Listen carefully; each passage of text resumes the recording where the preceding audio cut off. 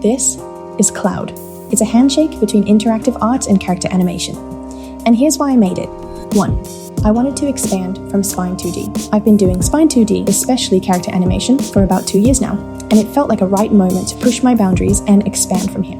I saw something called Touchdesigner the other day, gave it a try, followed a tutorial, and was immediately interested. So I picked the fastest way I know how to learn. A project. Create an artwork by combining this new thing with my own existing skills. 2. Have you noticed these days that AI art is everywhere? But have you also noticed that AI can only create finished products?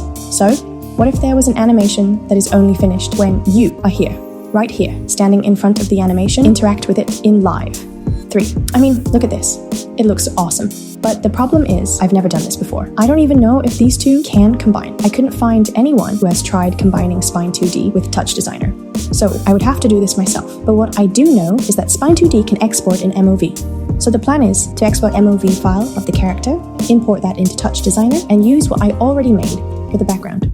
Let's start separating.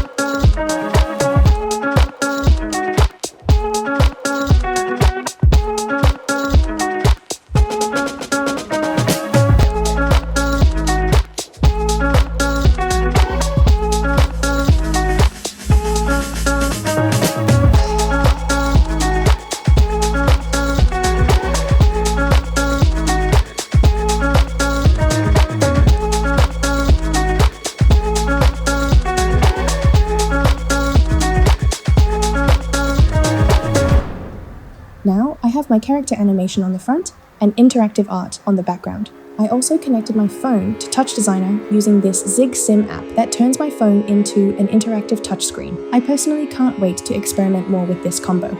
But if we're going interactive, let's push this even further. I want the character to be interactive too. This can't be done with MOV file, so I would have to use JSON. I've sort of tested this before with Ratjest. With these files, you can control a bone from Spine 2D on a browser, but only on one condition. The bone should not be animated. I'm hoping this can be done in Touchdesigner too. I've already made a bone called Wind Control in Spine 2D. This controls the direction of the wind. My plan is to use the rotation of this bone and make it follow my cursor. But when I tried to import the JSON files to Touchdesigner, it gave me this error that says Touchdesigner doesn't support Atlas files, which is an Atlas file is a type of file primarily associated with texture atlases used in game development and graphics programming. But what does support Atlas? Unity. We already know that Spine 2D can be exported to Unity. So if Touchdesigner can also be exported to Unity, this would work, right? And I found out that Unity 6 supports web. Maybe I could make a website and share this artwork with you guys so you could try this out yourself. But this also didn't work because Touchdesigner cannot be imported to Unity. But I found out it works the other way around. Touchdesigner cannot be imported to Unity, but Unity can be imported to Touchdesigner with Spout. I tried using Spout, but apparently it only supports Windows, so I used Siphon. But bear with me now. For some reason, the resolution was terrible. I can't figure out if the setting on Unity was wrong or this Siphon thing just looks like this. And both interactivity on Unity and Touchdesigner doesn't work together, and Touchdesigner doesn't support web. So, this whole process took me a whole week.